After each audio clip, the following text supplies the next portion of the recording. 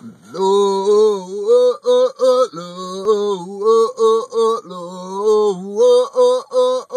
and affection. Loveeee and affection. Love.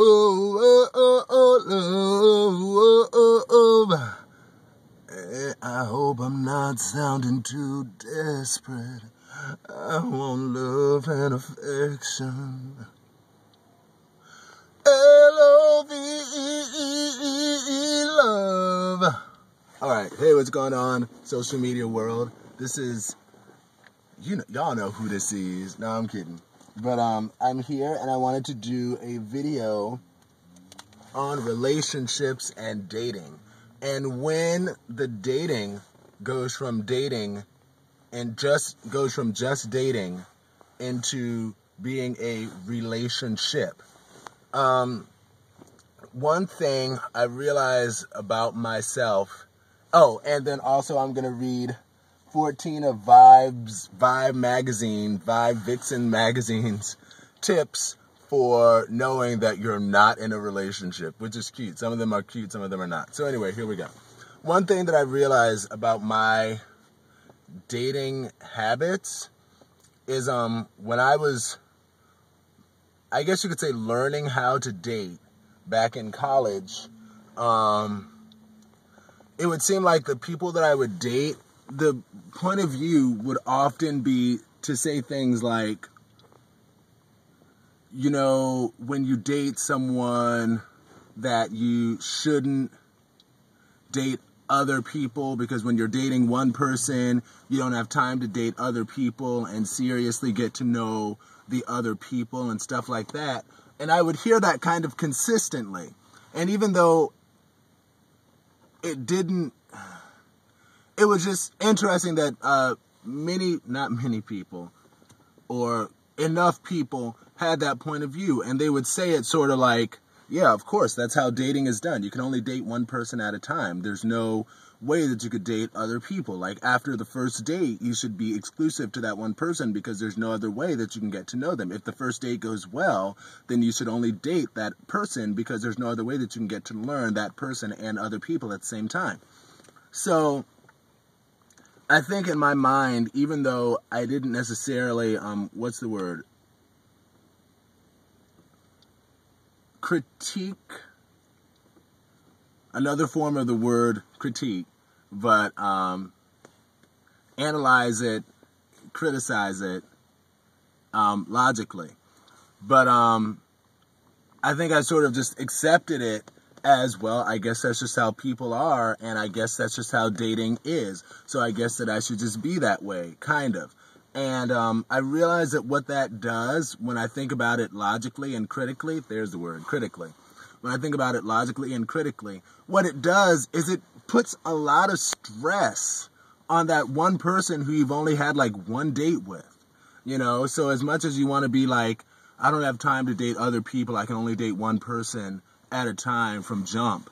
It's like you end up tanking it, potentially, because you put undue pressure on that relationship or that connection, that dating connection that has yet to turn into an official relationship, So you have perhaps unrealistic expectations for that other person as it relates to what they should be able to do for you and with you, and what you should do for them and with them.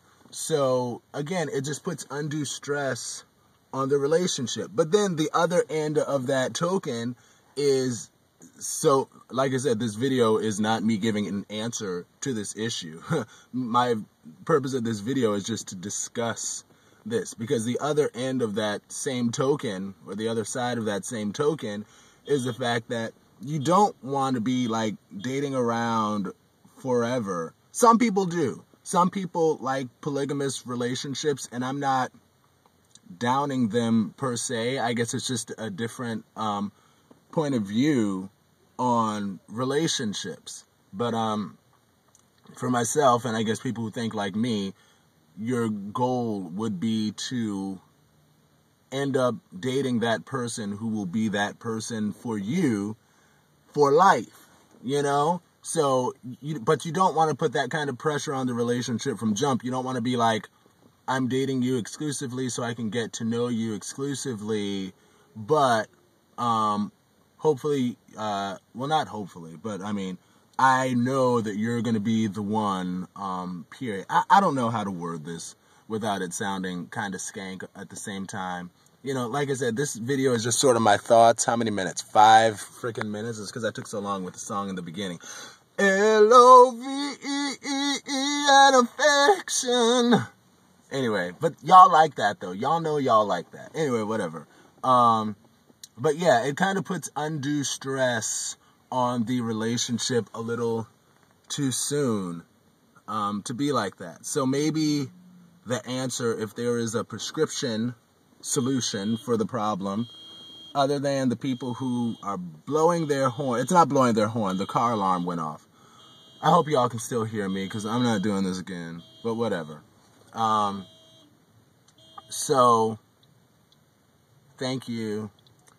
So maybe, but see, this isn't necessarily a solution either. Because I was going to say, well, maybe what you should do is like set an amount of time. Like say, after we've dated for X amount of weeks or X amount of months or whatever, you know, then we can start calling it an exclusive relationship. Even if we coincidentally don't date other people during that courtship period, we still wouldn't officially call it a relationship until the other time. But then I've heard that when you set time frames and stuff like that, that can be a problem too. So again, it's not really, this video isn't really me giving an answer or a solution or anything. It's just me, sorry, just bringing to light this topic for discussion. You know, there are good and bad points about both sides of that same coin. You know, you don't want to put undue stress on the relationship too soon, but for people who think like me, you don't want to be all out there with everybody and then end up missing the person for you because you're dating so many other people, you know? So it's just like, I don't know. But anyway, let me get to this Vibe magazine stuff. Please don't be 10 minutes. Good. It's only been 7. All right. So let's get to the Vibe magazine stuff, y'all. All right. So here are the, let me see what they titled this. Oh, well, don't have it. Too bad. So sad. Yo, dad. Anyway. Here are the ways, the signs that you're not in a real relationship, according to Vibe Vixen magazine, which is on, and this is online, vibevixen.com, 2013, 14, whatever. Y'all find it.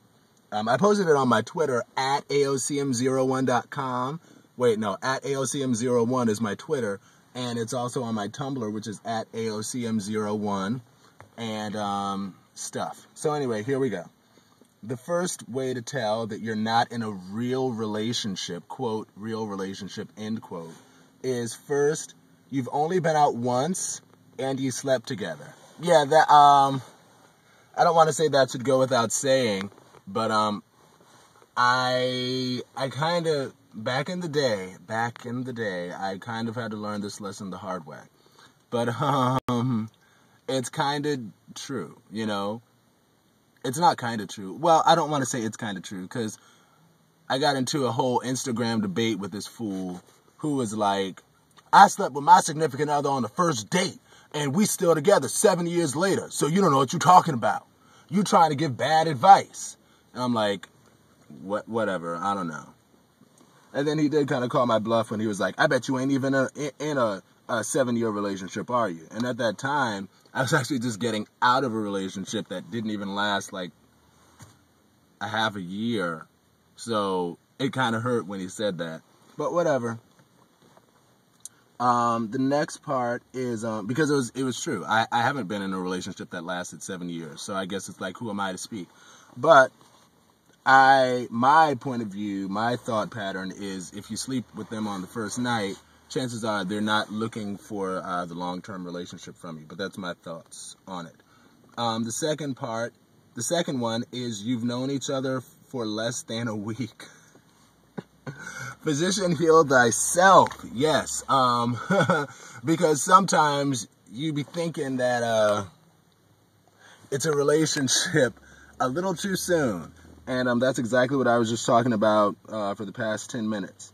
Next one, number 3, is he's on Facebook every day, but ignores your messages. Yeah.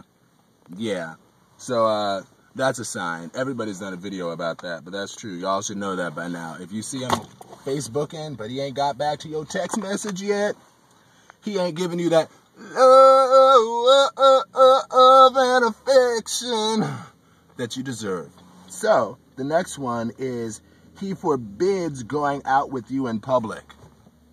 Girl, boy, y'all, yeah, what? Like, that should go without saying. 5, your text, hey babe, his reply, I'm sorry, who is this? That's another one that goes without saying. That's a stupid one.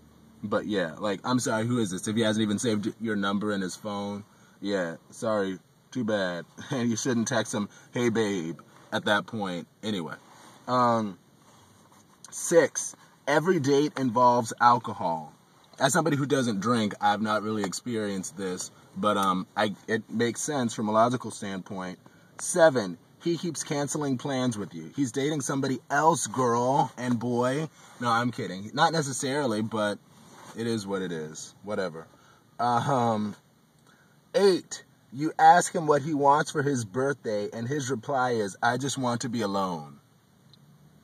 That's not necessarily always the case, because, I mean, sometimes people might just be having a bad day, you know, and they just might be like, nah, I just don't want to deal with it. 9, his New Year's resolution is to stop using women for sex. That's another stupid one, because why would he tell you that that's his New Year's resolution? You know, like, duh. Like, if he's using you for sex, he's not going to say, my New Year's resolution is to stop using women for sex. He's not going to say that, you know, but it's whatever. But yeah, if he has it written down in his Motorola phone, then perhaps. And the next one is, you're only allowed over his place between the hours of 1 a.m. and 4 a.m. Yeah, duh. And, oh, I love that, because that's where this phrase comes in. This is a good old country phrase, and I love these good old country phrases that I get. It's, 11 o'clock at night. Ain't nothing open that late but fast food, and that's true. So unless he's inviting you out to dinner at McDonald's, chances are, yeah, no. So anyway, 11, you don't know his last name. And I don't even know his last name. That's my Carrie Underwood. That's a jam, though. That whole album was a jam. I used to jam that album so much. That whole album rocked. But yeah, his name, girl, boy, yeah, get to know that first. And, yeah, don't consider yourself in a relationship if you don't even know the last name. Come on. 12, you go in for a kiss and he daps you instead. Who would do that, and how, who, what, where, when, how, or why. But maybe that's something that somebody would do, like if they're around their boys and you're like, hey, baby, give me some sugar, you know, like that or whatever. And they're like, hey, yo, what up? Yeah, that's my dog, Lakeisha, right there. Yeah, yo, hey, what up, girl? Yeah, how you been? And you'd be like, what? It can go either way. It could be, hey, baby, give me some sugar. And she'll be like, hey, my dog, Delante, right there. Yeah, give a dap. It could go both ways. When you call, he replies with a text. Been there, done that. Probably on both sides of that fence. So, I get it. But, no, because sometimes you reply with a text just because you don't have time to talk on the phone, but you want to let them know that, hey, I'll get back to you. Now, if they reply with a text and never call you back, yeah, like that's a deal. You know, if your text is, if you call them, yeah, and they reply with the text and never call you back, like that's a deal. 14, he runs away when seeing you in daylight. I guess that's their sample of something that's funny. It's not that funny, but whatever. Okay, So that's the 14. It is what it is. That was my video about relationships to love, dating to relationships to Loveeee and affection.